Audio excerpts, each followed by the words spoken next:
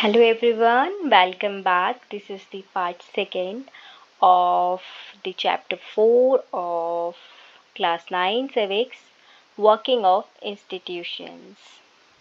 So let's begin with the next topic, which is president. So hello everyone, this is part 2 of chapter 4 working of institutions. ठीक है, तो वहाँ पे हमने last discuss किया था पावर्स ऑफ प्राइम मिनिस्टर तक. नेक्स्ट अब हम बात करते हैं प्रेसिडेंट की. ठीक है, so president is head of the state as he represents the entire nation. तो head of the government prime minister होता है और हेड ऑफ द स्टेट जो है वो प्रेसिडेंट होता है, जो पूरे नेशन को रिप्रेजेंट करता है. ठीक है, और साथ ही हम first citizen of the India जो है कंसिडर करेंगे, वो प्रेसिडेंट को ही कंसिडर करते हैं. उसके बाद हम बात करते हैं नॉमिनल पावर. प्रेसिडेंट के पास जो पावर्स होती हैं वो सिर्फ बेसिकली नाम की होती है. रियल पावर जो होती है वो पीएम के पास होती है. ठीक है, supervises the overall functioning of all the political institutions. वैसे तो ये सुपरवाइज करते हैं कि पॉलिटिकल इंस्टीट्यूशंस में, जैसे कि हमारी लेजिस्लेचर, एग्जीक्यूटिव, जुडिशरी, इनके जो भी फंक्शन है उन्हें ये सुपरवाइज करती है.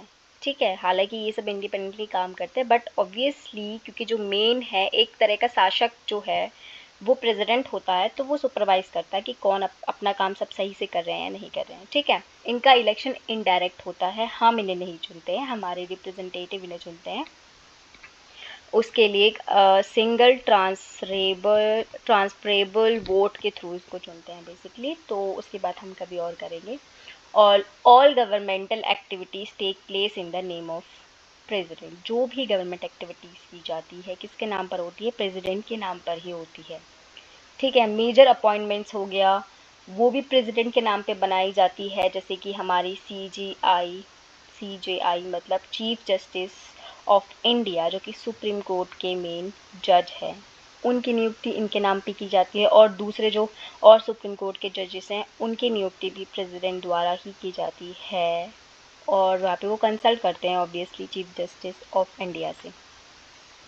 और जो भी इंटरनेशनल ट्रीटीज़ होती है, एग्रीमेंट्स होती है, वो भी प्रेसिडेंट के नाम पे की जाती हैं. बाहर भले ही हम देखते हैं कि हमारे प्राइम मिनिस्टर विजिट पर जाते हैं, बट जो भी वो एग्रीमेंट साइन करके आते हैं, कोई भी ट्रीटी साइन करके आते हैं, वो प्रेसिडेंट के नाम पर होती है, प्राइम मिनिस्टर के नाम पर नहीं होती है. और सुप्रीम कमांडर, प्रेसिडेंट जो है वो सुप्रीम कमांडर होता है हमारी तीनों सेनाओं का. ठीक है, चाहे वो थल, जल, वायु. ठीक है, तीनों ही सेना का जो मेन कमांडर होता है वो प्रेसिडेंट होता है. उसके बाद हम बात करते हैं जुडिशरी की. तो सुप्रीम कोर्ट जो है पूरे नेशन के लिए होता है, पूरी कंट्री के लिए होता है. हाई कोर्ट वहीं पे स्टेट्स के डिस्प्यूट्स को रिजॉल्व करता है. डिस्ट्रिक्ट कोर्ट्स होते हैं जो लोकल लेवल यानी विद इन स्टेट्स हैं और लोकल लेवल पे हैं, तो वहाँ के जो भी इश्यूज़ हैं उन्हें रिजॉल्व करते हैं. सुप्रीम कोर्ट सबसे हाईएस्ट कोर्ट होता है जहाँ पे एक सिटीज़न अपील कर सकता है. ठीक है, इसी में हम बात करते हैं कि जब हम अपने फंडामेंटल राइट्स हमें नहीं मिल रहे हैं, जो कि बेसिक राइट्स हैं जो हमें हमारा कॉन्स्टिट्यूशन दे रहा है, तो हम नहीं मिल रहे हैं, तो उसे लागू करवाने के लिए हम सुप्रीम कोर्ट में डायरेक्टली अपील कर सकते हैं. ये एक इंडिपेंडेंट बॉडी होती है. ठीक है, ये इंडिपेंडेंटली काम कर रही है, इन पे किसी का मतलब जुडिशरी हो गई, एग्जीक्यूटिव हो गई या लेजिस्लेचर हो गया, उसका कोई भी दबाव इस पर नहीं होगा. जजेस भी इंडिपेंडेंटली काम करते हैं क्योंकि उन्हें ऑब्वियसली कॉन्स्टिट्यूशन की नॉलेज है, उसके अकॉर्डिंग वो किसी भी केस पे अपना डिसीजन सुनाते हैं.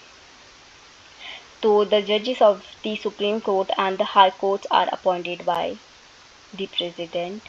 ऑब्वियसली CJI को अपॉइंट करते हैं प्रेसिडेंट, और पीएम की भी इसमें कंसल्टेंसी होती है. एडवाइस ऑब्वियसली वो लेते हैं पीएम से क्योंकि वो एक गवर्नमेंट ऑफ द हेड होता है.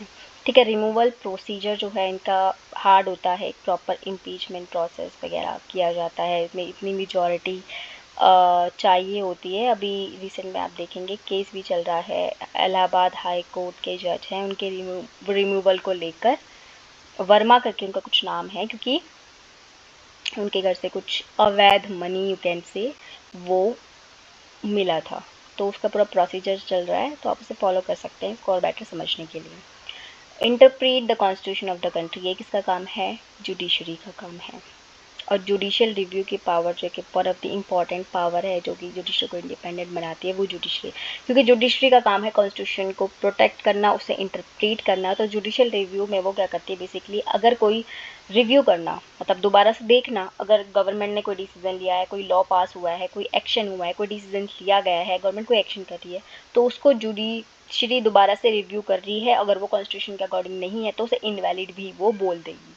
ठीक है, ये इनवैलिड लॉ है क्योंकि ये कॉन्स्टिट्यूशन के इस शेड्यूल के इस आर्टिकल को के खिलाफ है, अगेंस्ट है, जो कि नहीं हो सकती। हमने कॉन्स्टिट्यूशन बनाया इसीलिए ताकि हम आसानी से अपने देश का शासन चला सके। ठीक है, तो कोर और basic principles can not be change by the parliament. इसमें भी एक केस होता है बाद में। ऑब्वियसली हम कॉन्स्टिट्यूशन में कुछ अमेंडमेंट्स अगर कर रहे हैं तो इसका मतलब यही नहीं है कि हम उसके जो बेसिक प्रिंसिपल है, जो कोर है कॉन्स्टिट्यूशन का, ठीक है, जो कि प्रियम्बल में हम बेसिकली बात कर रहे हैं, उसमें हम कि हमें जस्टिस के लिए काम करना है, उसमें ये जस्टिस की बात की, इक्वालिटी के लिए काम करना है, बेसिक प्रिंसिपल ही चेंज कर दे, ऐसा नहीं कर सकती कोई भी गवर्नमेंट या पार्लियामेंट। ठीक है, PIL आजकल जो है PIL का भी सिस्टम चल रहा है जिसे हम कहते हैं पब्लिक इंटरेस्ट लिटिगेशन, जिसमें बेसिकली पब्लिक इंटरेस्ट में कोई भी अगर इशू है तो उसको कोई NGO है या कोई ग्रुप ऑफ पीपल है वो लेकर कोर्ट में जा सकता है।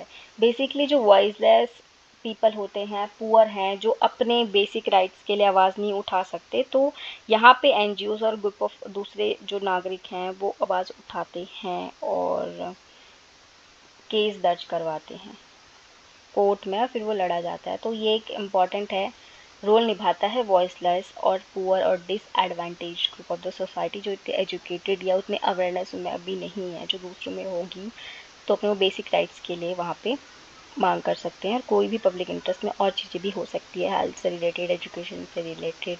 ठीक है, उसके बाद यहीं पे ये ख़त्म हो जाता है चैप्टर। तो अब हम इसे कॉन्क्लूड करते हैं। So in conclusion, we learn how the government in India works through different institutions. Obviously, like the parliament, different institution के थ्रू काम करते हैं गवर्नमेंट ऑफ इंडिया। पार्लियामेंट हो गया जिसमें प्राइम मिनिस्टर, प्रेसिडेंट आते हैं, और इसके अलावा जुडिशरी है, और एग्जीक्यूटिव में भी प्राइम मिनिस्टर, प्रेसिडेंट आते हैं। ठीक है, these institutions follow rules and procedures to take important decisions. तो ये इंस्टीट्यूशंस अपनी मनमर्जी से काम नहीं करते, बल्कि इन्हें कुछ रूल्स और प्रोसीजर्स फॉलो करने होते हैं इन इम्पॉर्टेंट डिसीजंस को लेने के लिए, जो कि हमारा कॉन्स्टिट्यूशन हमें प्रोवाइड करता है। The system helps in sharing power, checking misuse of power and protecting democracy. और ऑब्वियसली ये जो पॉलिटिकल इंस्टीट्यूशन लॉज बनाती हैं रूल्स एंड प्रोसीजर्स के अकॉर्डिंग, इससे एक तो शेयरिंग ऑफ पावर भी हो रही है पार्लियामेंट, एग्जीक्यूटिव और जुडिशरी में, साथ ही वो चेक भी कर रहे हैं मिसयूज़ तो नहीं हो रहा है पावर का, जैसे कि जुडिशरी अपनी जुडिशियल रिव्यू का इस्तेमाल कर रही है, और इस तरीके से वो डेमोक्रेसी को प्रोटेक्ट कर रहे हैं। It ensures that no person becomes too powerful and decisions are made in fair and transparent way. इसीलिए वो बैलेंस ऑफ पावर भी किया गया और पावर को शेयर भी किया है। ठीक है, so thank you so much for watching the video और लास्ट तक बने रहने के लिए। अगर आपको वीडियो अच्छी लगी हो तो प्लीज़ इसको लाइक, शेयर और सब्सक्राइब करना ना भूलें, और इसी तरीके से आगे ये सीरीज़ चलती रहेंगी। So thank you so much.